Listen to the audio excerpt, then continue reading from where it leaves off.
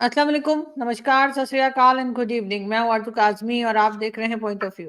हमारे साथ हैं जी आपके सबके जाने-पहचाने डॉक्टर अमजद अय्यूब मिर्ज़ा साहब। बहुत शुक्रिया सर कि आज आप आए। Thank you thank very you. much.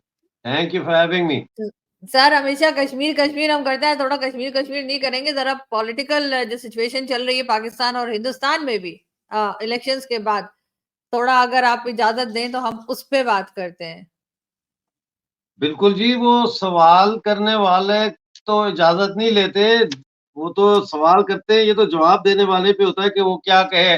No comments भी कह सकता है ना, नहीं, मेरे पास ये सर इख्तियार तो आपसे है कि मैं नो कमेंट्स कह सकता हूँ। नहीं, नहीं, मैं आपसे बहरहाल हमेशा इजाज़त लेके बात करती हूँ और मैं आज सर एक तो दिल्ली में बहुत ज़्यादा बारिश हुई। अब खैर पाकिस्तान की भी बारी है, जब वहाँ बारिश होती है, यहाँ पे भी बारिश होती है, अभी तक शुरू हुई नहीं है, लेकिन हो जाएगी। आपको याद होगा कुछ साल पहले इस्लामाबाद एयरपोर्ट की छत गिरी थी, उसपे भी हम लोगों ने वीडियोज़ जी। बनाई थी। आज हमने देखा कि दिल्ली में छत गिरी है और एक आदमी की जान भी गई है। क्या लग रहा है आपको किसकी गलती है? सब एक-दूसरे पे डाल रहे हैं। देखिए, ये गलती किसकी है, इसके 2 पहलू है ना। एक तो है कि स्ट्रक्चरल उसमें क्या फ़ॉल्ट है, कि वो पानी से कैसे गिर गई, मतलब है क्या वहाँ ऊपर निकासी आपका कुछ सिस्टम नहीं बनाया था, क्या हो गया, लीकेज कैसे हो गई, जो आम तौर पर इतनी इम्पोर्टेंट इमारतों की छतें होती हैं, वैसे भी घरों की छतों में एक वाटर प्रूफिंग की लेयर डाली जाती है छत में, कि पानी सीप इन नहीं कर सकता। तो आई डोंट नो, लेकिन पॉलिटिकली तो मैं समझता हूं कि जो गवर्नमेंट है दिल्ली की, उसका कसूर है। और इसलिए कि दिल्ली में जो बारिश हुई है अब, और जो हम फुटेज देख रहे हैं इंडियन टीवी चैनल्स पे, वो तो बहुत परेशान कुन है कि लोग कह रहे हैं कि ये पिछले साल भी ऐसे ही हुआ था, उससे पहले भी ऐसे ही हुआ था। फिर आप ये देखें कि अभी मानसून शुरू नहीं हुई इंडिया में, दिल्ली में, तो ये हाल है। और सड़कें ऐसे हैं जैसे कि दरिया बन गए हैं, और दफ्तरों के अंदर पानी, घरों के अंदर पानी, तो ये सिचुएशन बड़ी अलार्मिंग है। और ये वही बात है कि आगे आगे दौड़ और पीछे पीछे चौड़ वाला किस्सा ना बन जाए, कि मोदी जी तो इंडिया को बहुत आगे लेके जा रहे हैं, तीसरी चौथी बड़ी इकॉनमी बना रहे हैं, लेकिन पीछे से जो हाल है वो अगर ये है, तो ये तो बहुत बड़ा सवालिया निशान हो जाता है। क्योंकि मैक्रो और माइक्रो जो इकोनॉमिक्स है उसके हवाले से, अगर आप मैं आपको मिसाल इसकी ये देता हूँ ना, कि आप मोटरवे आपने बना ली पाकिस्तान में, उसका क्या फायदा है मोटरवे का, जब आपने देहातों को शहरों के साथ कनेक्ट करने वाली जो सड़कें हैं उन पे काम नहीं किया, उनको पुख्ता नहीं किया, उनकी लिंक्स नहीं, नेटवर्क नहीं बनाए, रोड नेटवर्क्स, तो मोटरवे क्या करेगी, एक दिखावा ही होगी ना। तो बिल्कुल। ये ना हो कि इंडिया में, मुझे आज जो मैं देख रहा हूं, छत गिर गई, एक उबर का ड्राइवर बेचारा मर गया, कई लोग जख्मी हो गए, और वो कोई छोटी छत नहीं है जो गिरी है, वो पूरा एक सेक्शन गिर गया है। तो इससे तो बहुत सारे सवाल उठते हैं। और फिर पिछले दिनों में आपने देखा होगा इंडिया में यके बाद दीगरे कई ब्रिजेस गिरे हैं, गुजरात में पुल गिरे हैं, और एक पुल तो इनॉग्रेशन से पहले ही गिर गया। और तो ये क्या हो रहा है वहां की कंस्ट्रक्शन इंडस्ट्री में, क्या करप्शन हो रही है, क्या मिलावट हो रही है जो मटेरियल होता है उसमें, आई डोंट नो। ये बड़ी सीरियस इन्वेस्टिगेशन इसकी होनी चाहिए जी। लेकिन डॉक्टर साहब ये भी बताया जा रहा है कि 15 साल पुराना पुल था। खैर 15 साल में उसको गिर नहीं जाना चाहिए था, लेकिन 15 साल पहले तो मोदी जी की गवर्नमेंट नहीं थी। लेकिन मेंटेनेंस तो बहरहाल फिर इनकी ज़िम्मेदारी बनती थी, आपको लगता है ऐसा नहीं था? देखिए, ये जो ब्रिजेस होते हैं, रोड्स होते हैं ना, इनकी पूरा साल में इनकी जो है वो सुपरविजन जारी रहती है, एनालिसिस होते हैं इनके, बकायदा चार्ट्स बनते हैं, हर चीज होती है, इक्विपमेंट होता है जो लेके जाते हैं, उसको चेक करते हैं, ट्रेमर चेक होते हैं, और चीजें चेक होती हैं, क्रैक्स को चेक किया जाता है। तो अंग्रेज जो बुल बुल आपने कभी सुना है कि कोई ब्रिज गिर गया और वो कहें जी ये अंग्रेजों ने बनाया था, आज गिर गया है? आज भी अंग्रेजों के बनाए हुए ब्रिज खड़े हैं, ट्रेनें भी गुजरती हैं उनके ऊपर से, ठीक है ना। तो बिल्कुल। ये बड़ा सीरियस मसला है, ये कोई छोटा मसला नहीं है कि इसको हम इग्नोर कर सकें। ये बहुत बड़ा मसला है, और ये कोई वन ऑफ नहीं है। ये जगह जगह कंस्ट्रक्शन के हवाले से इमारतें गिर रही हैं, ब्रिजेस गिर रहे हैं। दिल्ली का एयरपोर्ट राजधानी है दिल्ली भाई, वहां के एयरपोर्ट की छत गिर गई, बहुत बड़ा वाकया है ये। जी बिल्कुल, जैसे हमारे यहाँ पाकिस्तान में भी आप कराची यकीनन आपने देखा होगा, कराची में क्लिफ्टन का पुल एक है। उसको हाँ अक्सर कहते हैं अभी गया कि तभी गया। हमारे यहाँ अक्सर यही कहा जाता है इसका कोई भरोसा नहीं है क्लिफ्टन के पुल का। जी लेकिन बिल्कुल। उसके बाद वो अपनी जगह कायम है, उसको पता नहीं कैसे रोक रखा है, उसको खुद ही क्यों नहीं गिरा देते बजाय किसी की जान जाए। उससे कुछ कुछ साल पहले आपने देखा होगा शेरशाह मेरे ख्याल है वहीं का एक पुल गिरा था और कई गाड़ियां उसके नीचे दब गई थी, कई लोगों की जानें गई थी। जी ये बिल्कुल। लापरवाही जो है वो हमारे यहाँ इस रीजन में इतनी लापरवाह क्यों होते हैं लोग इन चीजों को लेकर? ये सिर्फ लापरवाही की का मसला नहीं है, जैसा मैंने अर्ज किया, ये स्ट्रक्चरल मसाइल हैं। तो ये ठेकेदार को पकड़ना चाहिए, कंस्ट्रक्शन कंपनी को पकड़ना चाहिए, थर्ड पार्टी से इसका एनालिसिस करवाना चाहिए।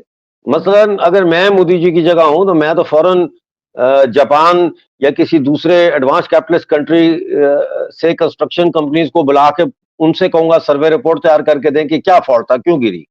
ठीक है ना।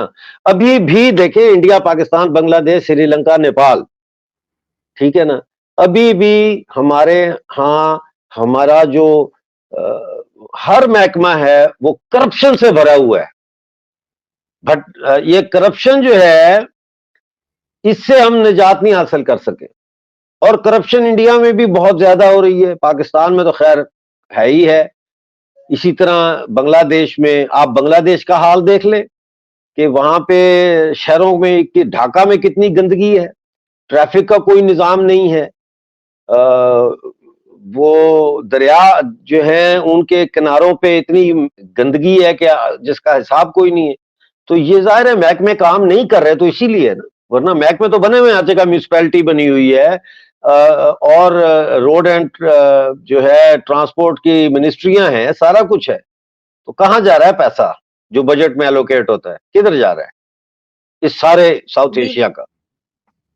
बिल्कुल ऐसा ही है। लेकिन अभी इलेक्शंस खत्म हुए हैं, ये इलेक्शंस कंप्लीट होके नई गवर्नमेंट बनी है पाकिस्तान में भी, हिंदुस्तान में भी। पाकिस्तान में सर हर दूसरे दिन या हम देखते हैं कुछ ही टाइम में जो है कोई ना कोई नई पॉलिटिकल पार्टी सामने आ रही है। शायद खाकान अब्बासी साहब और मिफ्ता इस्माइल साहब ने भी एक पार्टी अनाउंस की है और उसको लेकर आगे चलेंगे। आपके ख्याल से ये एक अच्छा चेंज है कि नई पार्टीज आ रही है, या आपको लगता है कि कोई फायदा नहीं है इसका?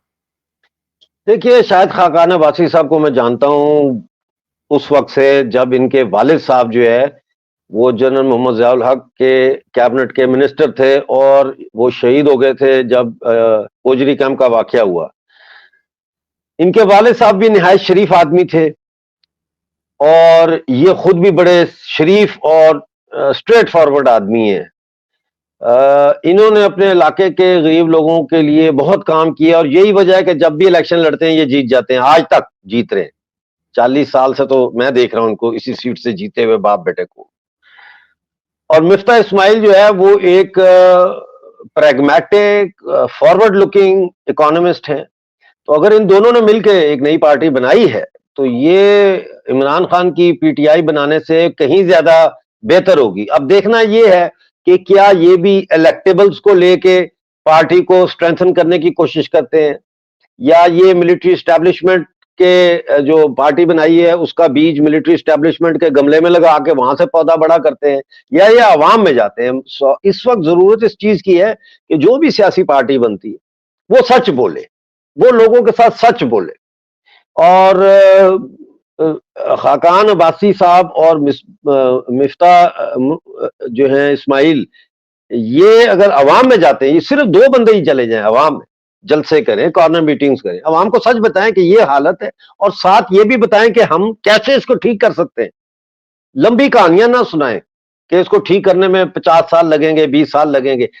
इमीडिएट स्टेप्स क्या होंगे अगर खाकान अब्बासी साहब अपनी गवर्नमेंट बनाते हैं? इमीडिएट पहले 2 साल में, 5 साल में ये क्या करेंगे? पहले 100 दिन में क्या करेंगे, फिर पहले 1 साल में क्या करेंगे, पहले 5 साल में क्या करेंगे?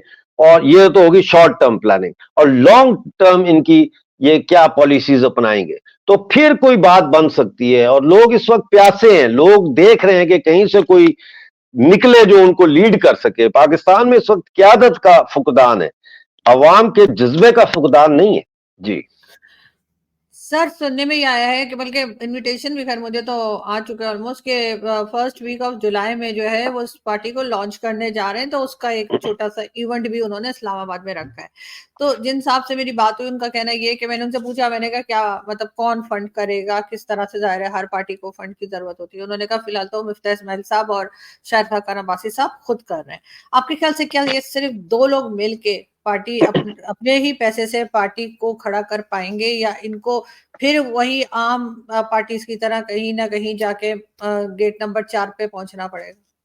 देखिए, खाकान अब्बासी साहब काफी पैसे वाले हैं, काफी अमीर हैं, और जाहिर है पार्टियां चलाने के लिए, और पॉलिटिकल पार्टी अगर ये बनाते हैं नेशनल लेवल की, तो वो बनाने के लिए और चलाने के लिए जो है फंड्स की जरूरत होती है। लेकिन मेरा ख्याल है शुरू में इनका फोकस पंजाब होगा, और ये कोशिश करेंगे कि पंजाब से ये इतनी सीटें हासिल करने के काबिल हों कि पंजाब में या तो ये स्ट्रॉन्ग अपोजिशन की शक्ल में आए पंजाब असेंबली में, या ये पंजाब में गवर्नमेंट फॉर्म करें अपनी। लेकिन पैसा हर चीज नहीं होती, ठीक है ना। असल चीज होती है आपकी नीयत क्या है। आप और लोग जान जाते हैं, 2 सेकंड में अवाम को पता लग जाता है कि ये इस पार्टी की, इस लीडर की नीयत क्या है। तो अगर आपकी नीयत ठीक है, अगर आपके अंदर वो जज्बा है, वो जुनून है कि आपने वाकई पाकिस्तान को इस मुश्किल से निकालना है, और वाकई आप इसको हल करना चाहते हैं प्रॉब्लम्स को, तो फिर आप जीत जाएंगे, आप कामयाब हो जाएंगे। मिसाल के तौर पे सबसे पहले तो देखें ना, पाकिस्तान का सिर्फ इकोनॉमी का मसला नहीं है, पाकिस्तान के 3 बड़े मसले हैं। नंबर 1 पाकिस्तान का जाहिर है ऑफ कोर्स इकोनॉमी का मसला है। नंबर 2 पाकिस्तान का मसला जो है वो मजहबी इंतहा पसंदी का है। और नंबर 3 पाकिस्तान का बड़ा मसला कौमी सवाल का है। देखिए, बलोच अलहदा, पश्तून अलहदा, तो क्या खाकान अब्बासी साहब की जमात ये एक्नॉलेज करेगी कि बलोचों के साथ जो है बड़ा जुल्म हो रहा है, और सिर्फ लिप सर्विस नहीं करेगी बल्कि उसके लिए कोई कानून साजी की बात करेगी कि हम इक्तदार में आए तो हम ये कानून साजी करेंगे। और क्या ये जो बलूचिस्तान के पाकिस्तानी मिलिट्री एस्टैब्लिशमेंट के खरीदे हुए लोग हैं, इनसे ही बात करेंगे, या ये बलोच जो लड़ रहे हैं उनसे बात करेंगे? क्या महारंग बलोच इनकी पार्टी को अपनी पार्टी में शामिल होने की दावत देंगे? मतलब ये बड़े बड़े सवाल हैं। आई डोंट नो, वक्त लेकिन बताएगा। सर क्या कोई भी पॉलिटिकल पार्टी, चाहे वो नई पार्टी क्यों ना बनी हो, क्या वो इंडिपेंडेंटली चल सकती है पाकिस्तान में, अपनी मर्जी से कुछ कर सकती है आपके ख्याल से, या उनको नहीं कहीं से परमिशन ही लेनी पड़ेगी, उसके बगैर नहीं होगा? दूसरा, जहांगीर तरीन खान साहब हैं, अलीम खान साहब हैं, मतलब ये कई बड़े नाम जो पहले पीटीआई का हिस्सा रहे और हर पार्टी के साथ मतलब रहे हैं एक तरह से एक पिलर के तौर पे, क्या इनको भी शामिल किया जाएगा? ये तो वही बता सकते कि उनके ज़हन में क्या है। लेकिन जैसा मैंने अर्ज किया कि अगर आपने इलेक्टेबल्स ही को लेना है और आपका क्राइटेरिया यही होगा कि जी जिसके पास पैसा है, माल पानी है, तो वो तो मोहम्मद अली जिन्ना ने भी यही पॉलिसी अपनाई थी। अमीरों को लिया, नवाबों को लिया पार्टी में, समझ आई, खानों को लिया, और फिर उन्होंने ही जो है वो कायद आजम का भी भुर्ता बना दिया और पाकिस्तान का भी सत्यानाश कर दिया। क्योंकि वो मुनाफे के लिए आते हैं, वो अपना पैसा सियासत में किसी की बेहतरी के लिए नहीं लगाते, बल्कि सियासत में वो पैसा लगाते हैं मजीद पैसा कमाने के लिए, उसको बढ़ाने के लिए, अपनी जायदाद, अपने सरमाए को बढ़ाने के लिए। तो इनको चाहिए, मुझे नहीं पता कि अभी इनका क्या प्लान है, कैसे इन्होंने करना है। लेकिन अगर ये उस तरह की पार्टी बनाएंगे जैसे कि इस्तेहकाम है पाकिस्तान पार्टी और ये पार्टी और वो पार्टी, तो फिर वो नहीं चलेगी। इस वक्त जरूरत ऐसी है जैसी पीपल्स पार्टी भुट्टो ने बनाई थी 1967 में। इस वक्त उस तरह की पार्टी की जरूरत है जो अवाम की जुबान बोले, और सिर्फ जुबान ना बोले बल्कि अमलन भी वो जो है वर्कर को इज्जत दे। दूसरा ये है कि पाकिस्तान पीपल्स पार्टी का जो कारकुन है पंजाब में, वो बहुत मायूस है अपनी पार्टी से, क्योंकि इतने 40 साल हो गए हैं पंजाब में, वो कहीं नजर ही नहीं आते ना। 1-2 सीटें जीत लेते हैं पंजाब असेंबली की, तो दैट इज नॉट इनफ। तो कारकुन उनका मौजूद है और लॉयल कारकुन है जो मुस्लिम लीग नून में नहीं गया, एक्सक्यूज मी। तो उसको भी इनको सोचना चाहिए कि कैसे उसको अट्रैक्ट करें, क्योंकि वो बना बनाया कारकुन वहां से इनकी तरफ आएगा। और जहां तक पीटीआई का कारकुन है, उससे इनको इज्तनाब करना चाहिए, क्योंकि वो एक इमेच्योर लाउबाली किस्म का कारकुन है, उसकी कोई सियासी ट्रेनिंग नहीं है, उसका कोई पॉलिटिकल तजर्बा नहीं है। सोचने वाली बात यह है कि ये जो पार्टी बन रही है, कहीं इसमें शेख रशीद साहब ना शामिल हो जाए, क्योंकि अगर वो इसमें शामिल हो गए तो फिर तो ये साफ पता चल जाएगा कि ये पार्टी किसके कहने पे बन रही है। बिल्कुल, लेकिन सर कई दूसरे नाम भी हैं जिनका आपस में झगड़ा चल रहा है, और हम देख रहे हैं कि फवाद चौधरी साहब भी जो है उनके लिए कहा जा रहा है कि पीटीआई में जाना चाह रहे हैं, लेकिन वो जा नहीं पा रहे हैं। और आज भी लतीफ खोसा साहब का मैं देख रही थी कि उन्होंने किसी को इंटरव्यू दिया और वो कह रही थी वो बड़ी मिन्नतें कर रहे हैं, तो उस पे फवाद चौधरी साहब काफी नाराज दिखाई दिए, और उनकी ट्वीट जो थी वो काफी नाराजगी वाली थी कि शायद ये सस्ती शराब पी के जो है वो शो में चले जाते हैं, इस किस्म की बात उन्होंने उनको कही, लतीफ खोसा साहब। तो वाकई में आपको लगता है फवाद चौधरी साहब को पीटीआई नहीं ले रही? मेरा ख्याल है कि उनको नहीं लेना चाहिए, गलती करेंगे ये लोग जो मुश्किल में खड़े नहीं हो सके अपनी पार्टी के साथ। इन लोगों ने आगे भी धोखा ही देना है, और ये अगर आते भी हैं तो हो सकता है पीछे से ये तय करके आए हों कि हाँ अच्छा तुम वापस चले जाओ पार्टी में, और वहां से हमें इन्फॉर्म करते रहना कि क्या सूरत। इमरान खान की सबसे बड़ी गलती ये हुई कि उसने इलेक्टेबल्स की तरफ रुझान कर लिया इलेक्शन जीतने के लिए। अगर वो इलेक्टेबल्स की तरफ ना जाते, और जो पॉलिटिकल वर्कर्स थे उनके, जिन्होंने बहुत मेहनत की पीटीआई को बनाने में, उनको कैंडिडेट बनाते, तो फिर ये जिस तरह कराची में एमक्यूएम एक मिडिल क्लास की बड़ी पार्टी बन के उभरी थी 1980s में और 90s में, इसी तरह से फिर ये पूरे पाकिस्तान में छा जाते, लेकिन उन्होंने ऐसा किया नहीं। लेकिन सर मतलब क्या है, मतलब जैसे कहना चाहिए कि फायदा क्या है पाकिस्तान में किसी को भी इस तरह के लोगों को सिलेक्ट करने का जो वोट्स ले आए, इसलिए कि फैसला तो कहीं और ही होता है। इस बार भी तो आपने देखा कि इमरान खान को मैंडेट मिला, लेकिन वो बना तो नहीं पाए गवर्नमेंट। हाँ, तो वो इमरान खान को लाने का भी तो फैसला कहीं और से ही हुआ था ना, तो फिर वो इलेक्टेबल्स का फैसला भी कहीं और से ही आया, इसको ले लो, इसको ले लो, इसको ले लो, इसको ले लो, लेकिन इमरान खान को वहां स्टैंड लेना चाहिए। बिल्कुल, लेकिन इमरान खान नहीं ले पाए। लेकिन अगर हम थोड़ी सी भारत की बात करें तो इस वक्त जो अपोजिशन है भारत की वो भी काफी स्ट्रांग दिखाई दे रही है, जिस तरह से राहुल गांधी बात कर रहे हैं बिल्कुल। असेंबली के अंदर। तो क्या लग रहा है आपको कि ये भारत के लिए बेहतर होगा कि एक स्ट्रांग अपोजिशन हो, या आपको लगता है कि गवर्नमेंट को काम करने में मुश्किल होगी? देखिए, भारत का इलेक्शन के बाद पहली दफा राहुल गांधी साहब जो है उनको बनाया गया है लीडर ऑफ अपोजिशन, जिसको एक बांदाज़े देकर कहते हैं प्राइम मिनिस्टर इन वेटिंग। ठीक है ना, ही इज ऑपोजिशन लीडर। और ये जो इजलास शुरू हुआ है इसमें राहुल गांधी ने बड़ी नपी तुली बात की। उन्होंने कहा कि हम सबको साथ लेके चलना चाहते हैं, और हम चाहते हैं कि जो है ये क्या नाम है, मिलके मुल्क के लिए करें, इस तरह की उन्होंने बड़ी बैलेंस तकरीर की। लेकिन इजलास शुरू हुआ जब, तो इजलास ही कन्फ्रंटेशन से शुरू हुआ। मिसाल के तौर पर जो स्पीकर हैं भारतीय लोकसभा के, उन्होंने कहा जी 25 तारीख को उन्होंने ये कहा कि जी 25 तारीख को आज से 50 साल पहले जो है वो इंदिरा गांधी ने मार्शल वो लगाई थी इमरजेंसी, लिहाजा उसकी एहतजाज में आज 2 मिनट की खामोशी होगी, सब खड़े हो जाए। अब लीडर ऑफ द अपोजिशन है राहुल गांधी, उसकी दादी के ऊपर आप 2 मिनट की खामोशी करवा रहे हैं, तो कन्फ्रंटेशन तो आपने वहीं से शुरू कर दी। ठीक है ना। उसके बाद आज वो तकरीर कर रहे थे तो उनका माइक बंद कर दिया स्पीकर ने। तो ये जो कन्फ्रंटेशनल माहौल है, इससे और फिर जो राहुल गांधी जिस तरीके से अटैक कर रहे हैं मोदी सरकार पे, तो मुझे नहीं लगता कि ये स्मूथ सेलिंग होगी बीजेपी के लिए इस दफा। मुझे लग रहा है कि कांग्रेस और कांग्रेस के जो इत्तेहादी हैं वो पूरा जोर लगाएंगे रुकावटें खड़ी करने में।